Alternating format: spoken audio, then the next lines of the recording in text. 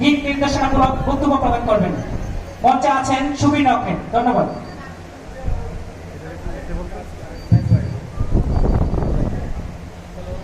আমি যা বলতে চাই তা নয়, বরং আপনারা আপনাদের মনের মধ্যে যে অব্যক্ত কথাগুলো রেখেছেন সেটাই হচ্ছে মুখ্য।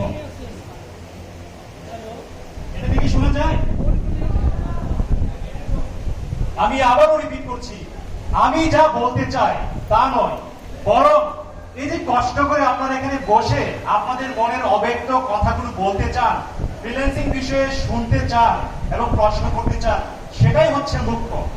প্রথম যে কথাটি বলেছিলাম সেটি একটা ইন্টারভিউতে ফেসবুকের প্রতিষ্ঠাতা মার্ক জুকারবার্গ বলেছিলেন, শুধুমাত্র এই একটা বাণীর উপর ভর করে আমার যে লোকাল নেটওয়ার্ক ফেসবুক সেটা বিশ্বব্যাপী জনপ্রিয়তা পেয়েছিল এবং সেখান থেকে যে স্বপ্নটা শুরু করেছিল সেই স্বপ্নটা এখন কিন্তু আমরাও অংশীদার।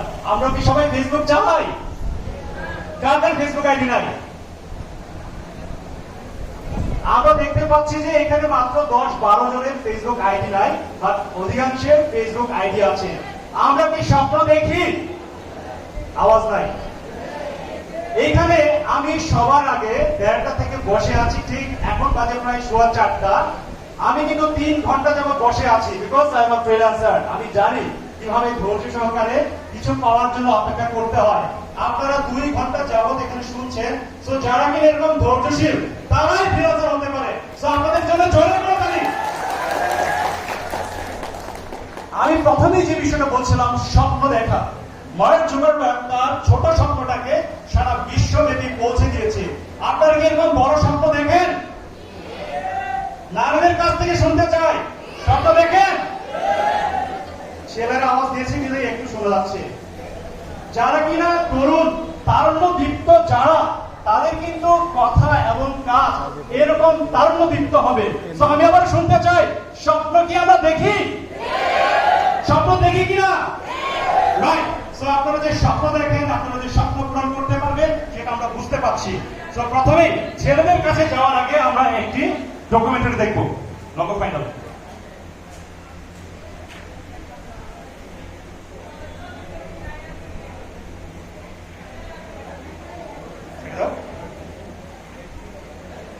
হ্যালো হ্যালো, ঠিক আছে ঠিক আছে।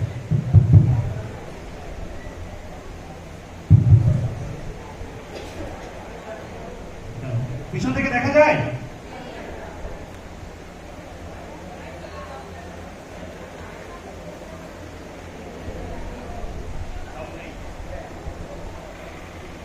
সাউন্ড নাই, সাউন্ডটা থাকলে আরো বেশ ভালো হতো। আমরা যেহেতু এআই নিয়ে কথা বলছি, আমাদের ডক্টর আইটি ইনস্টিটিউটের লগোটাই আমরা এআই দিয়ে আপনাদেরকে উপস্থাপনা করছি। প্রথমে আমাদের ডক্টর আইটি ইনস্টিটিউটের লগো এটা। ওকে ক্লোজ। সো এবার ছেলেদের কাছে চলে আসি। ছেলেরা কি আসলে স্বপ্ন দেখি? ছেলেদের আওয়াজ নারীদের চেয়ে কম কেন? স্বপ্ন দেখি কিনা? That's great. আমরা যারা স্বপ্ন দেখি, আমাদের সেই স্বপ্ন পূরণে কয়েকটি বিষয় মাথায় রাখতে হয়। যেমন আমাদের সফল ফ্রিল্যান্সার ভাইয়েরা চমৎকার করে ধৈর্যশীলতার বিষয়টি এখানে উপস্থাপন করে গেছেন। ধৈর্য অবশ্যই থাকতে হবে, যে ধৈর্যটা আমরা দেখতে পেলাম আপনাদের আছে। আমাদের ফোকাসিং মাইন্ডসেট থাকতে হবে। আমরা শুধুমাত্র এই যে মার্ক জুকারবার্গের একটা বাণীর মাধ্যমে দেখলাম যে সে তার স্বপ্ন জয় করেছে। ডক্টর আইটি ইনস্টিটিউট, আমি এই একটা বাণীর মাধ্যমে আমিও আমাদের স্বপ্ন পূরণ করেছি। সেই বাণীটি হলো, মন স্থির করুন, দক্ষ হন এবং নিজেই নিজের বস হন। সো আপনারা যদি মন স্থির করেন, যদি দক্ষ হন, তাহলে অবশ্যই আপনারা নিজেই নিজের বস হতে পারবেন। এই ক্ষেত্রে আমরা যারা ফ্রিল্যান্সিং করতে চাই, এখানে অনেকে কিন্তু বক্তব্য দিয়ে গেছেন। আমার কাছে কিন্তু একটা চ্যালেঞ্জ হয়ে গেল, শেষের দিকে যারা বক্তব্য দেয় অনেক ক্ষেত্রে থেকে অনেকে ঘুরিয়ে যায়। আপনারা কি ঘুরিয়ে যাচ্ছেন? অ্যাক্টিভ আছেন কিনা? আমি কিন্তু আপনাদের সাথে কানেক্ট থাকতে চাই। আমি শুধুমাত্র বক্তব্য দেওয়ার জন্য এত দূর থেকে আসিনি। আমি আপনাদের কথা শুনতে এসেছি, আপনাদের কাছে সহযোগিতা করতে এসেছি। যারা আমরা ফ্রিল্যান্সিং করতে চাই, আমরা এখানে যারা বিশিষ্ট গণ্যমান্য ব্যক্তি আছে তাদের কাছে তো অবশ্যই জানবো, জিজ্ঞেস করব, কিন্তু নিজের বিশ্বাসযোগ্যতার বিষয়টা নিজের কাছে সবচেয়ে বেশি। এই জন্য গুগলকে আমাদের সঠিকভাবে ব্যবহার জানতে হবে। আমরা কি কখনো গুগলে লিখে সার্চ করেছি ফিউচার অফ ফ্রিল্যান্সিং? কেউ কি লিখে সার্চ করেছি যে আগামীতে বা ভবিষ্যতে ফ্রিল্যান্সিং কেমন হবে? আমরা যদি একটু গুগলে লিখে সার্চ করি তাহলে সহজেই বুঝতে পারবো যে আসলে ফ্রিল্যান্সিং এর কোনো ভবিষ্যৎ আছে কিনা। কারণ অধিকাংশ ক্ষেত্রেই বাবা মারা যেটা বলে থাকে বা অনেক অভিভাবক এখনো বলে থাকে যে এটা দিয়ে তেমন কিছু হবে না, তার চেয়ে বরং সরকারি কর্মজীবী হবে। কি বলে কিনা? বলে না? একজন দুজন মাত্র বলছে যে বলে না, বা তাকেরা চুপচাপ আছে। আমার জীবনে আমি যখন বিয়ে করার পরে বেকার ছিলাম তখন বাবা মামাকে কিছু টাকা দিয়ে বললেন, এই টাকা দিয়ে তুমি শহরে যাও, শহরে গিয়ে বিসিএস এর কোচিং এ ভর্তি হও। আমি কি করেছি? সেই টাকা দিয়ে গ্রাফিক ডিজাইন শেখা শুরু করেছি প্রথমে, এবং এরপর বাবা মার সাথে 7 দিন কথা বলিনি, কারণ ছেলে বিসিএস ক্যাডার থেকে হতে চাচ্ছে কি ফ্রিল্যান্সার।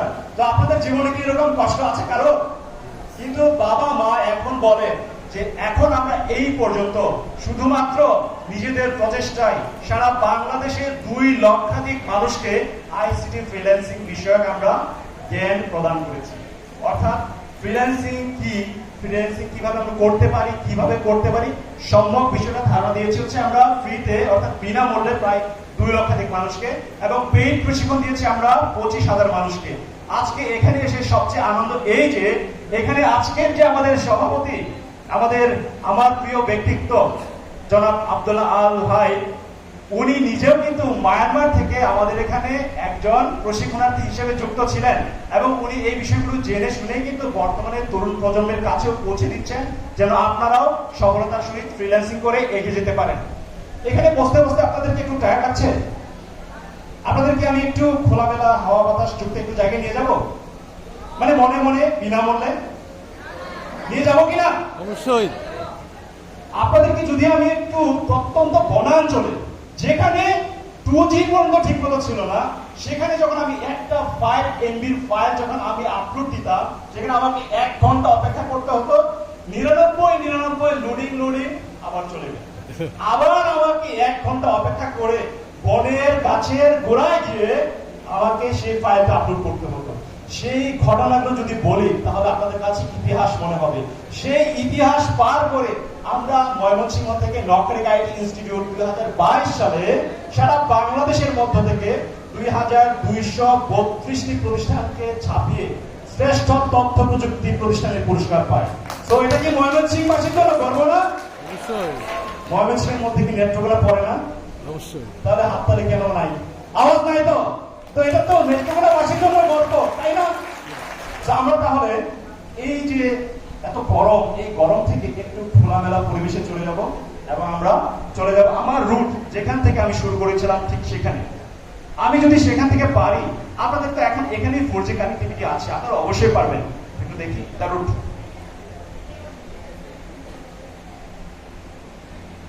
আপনারা দেখবেন এখানে যদিও বা সাউন্ড নাই, এক্ষেত্রে আমি একটু ব্যাখ্যা করছি।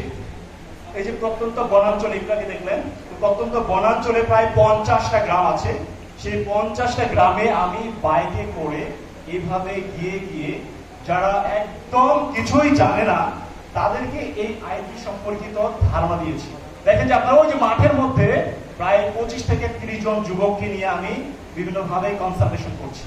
তো এটা একদম নিজ উদ্যোগে কোনো ধরনের টাকা পয়সা ছাড়া তাদেরকে এই সুযোগগুলো করে দিয়েছিলাম। তো আপনারা কিছুক্ষণের জন্য এই হাওর থেকে চলে গিয়েছিলেন কোথায়? প্রত্যন্ত বনাঞ্চলে। তো এই বনাঞ্চলে নেটওয়ার্ক ছিল না, কিন্তু সেখানে একটা আমূল পরিবর্তন হয়ে গেছে। এই কারণে আমরা সেখানে গ্রামীণ ফোন, রবি, তারপর বাঙালি, তারপরে হচ্ছে টেলিটক, এই সমস্ত কোম্পানির যারা ওনার, তাদেরকে আমরা দাবি করেছিলাম যে আমাদের জন্য, যারা আমরা এখানে ফ্রিল্যান্সিং করি, আপনারা আমাদের জন্য অন্ততপক্ষে একটা টাওয়ার দেন। আপনি যদি সফল না হন, কেউ আপনাকে পাত্তা দেবে না, আমাদেরকে কেউ পাত্তা দেয় না। কিন্তু আমাদের কাজটা আমি এবার সবসময় সোশ্যাল মিডিয়াতে পাবলিশ করতাম। সোশ্যাল মিডিয়াতে পাবলিশ করার পর প্রথম আলো থেকে জার্নালিস্ট আমাদের গ্রামে যায়। সেখানে সে 8 দিন ছিল। 8 দিন থেকে সে আমাদের গ্রামে আমরা কিভাবে খাওয়া দাওয়া করি, আমরা কিভাবে চলাফেরা করি, সবকিছু দেখে বুঝে শুনে সে একটা রিপোর্ট করে, এবং সে রিপোর্টটা ছিল বনে বসে সুবীরের ডলার আয়।